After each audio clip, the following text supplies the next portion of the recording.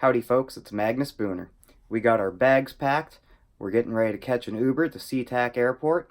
We're going to fly out of SeaTac and get to Amsterdam 10 hours later. Then we're going to hop a train to Berlin. Let's get this frickin' EuroTrip started!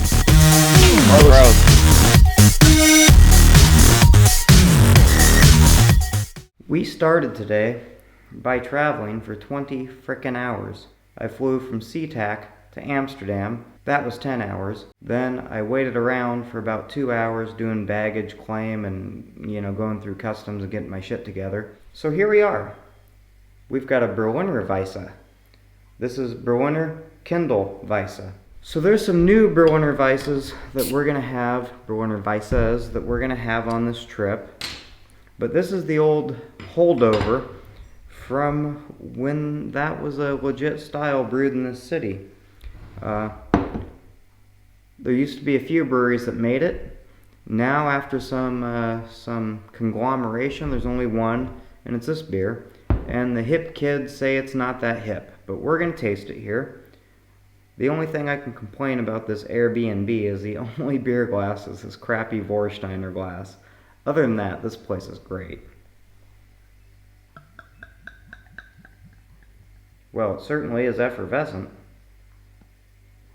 We'll leave a little room to nose it.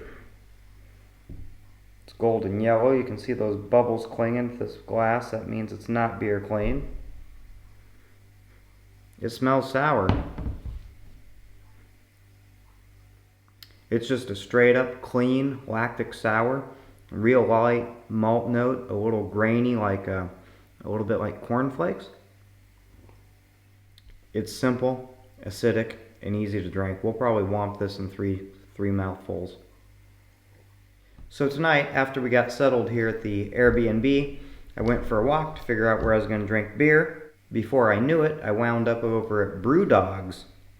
They've got a spot in this town. And I went strolling in there, and I got their Punk IPA, which is 5.4% ABV. And it's a damn fine pale ale. A little malty and a kiss of hop aroma. It's not the IPA I'm used to from the west coast of America. Damn fine beer though. And then I had a Brute style IPA. This one was different from the ones at home. Most of the ones on the west coast, they use enzymes to... I'm not going to talk about this fucking Brute IPA. So then I had a pizza. This was a special pizza. The thing that was really impressive about this pizza is the quality of the toppings, specifically the cured meat. It was some kind of a spicy pizza, and it had salami and some spicy peppers on it. And that was just a really high quality salami.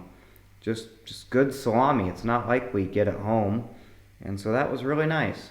They had a bunch of guest beers for sale in bottles. When I started my walk tonight, I was delighted to find that right underneath my apartment is some kind of a bottle shop that is just full of traditional German beers and maybe a couple craft beers. So I made sure I had beer for the room fridge here, because that's important. One of the beers I was lucky enough to find this evening is called Augustiner Edelstoff. That word Edel essentially means special, and so I like to think of this beer as special stuff instead of Edelstoff. The folks in Munich consider Augustiner to be the best Munich brewery. Not they're actually qualified to have an opinion. They're not qualified beer tasters or anything, but that's what they say.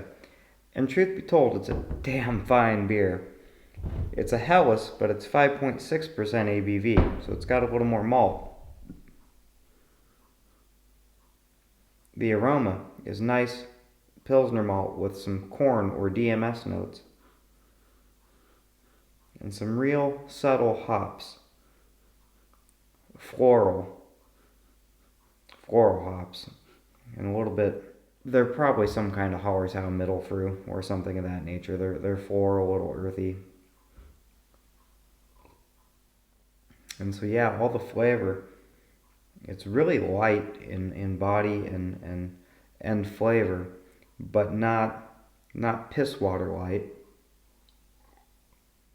And you get a nice, firm, grainy corn note. Not really picking up any sulfur, specifically sulfur dioxide, SO2. Doesn't smell like burnt matches, and it doesn't smell like rotten eggs. That is such a fine beer.